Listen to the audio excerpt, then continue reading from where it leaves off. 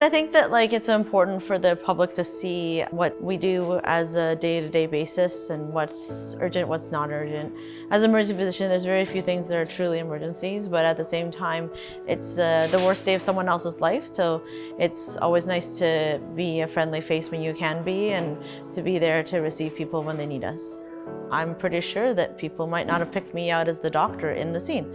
So I think it's important as a woman to stand up and say, as a woman of my ethnic background, that I am a doctor too. There's always memorable patients that really pass by. A guy who came in was in the wait room for a number of hours and then got really, really sick. And that day we were able to save his life because his aorta had burst open. And actually, we diagnosed it within a couple of minutes of him having a drop in his blood pressure, not looking great.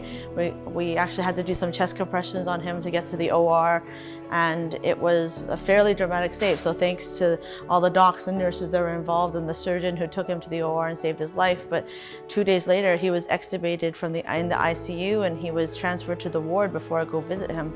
And so it was a pretty amazing story.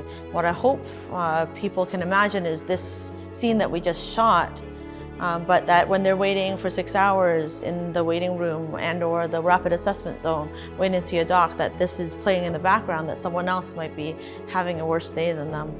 And I know that's hard when your issue is your most important issue and you're there yourself. But I think it's about creating that shared consciousness that we see the sickest patients first, and the people that have just been in a big accident or something like that, we're going to take care of them as best we can first, and then we're going to move towards patients that may need more time.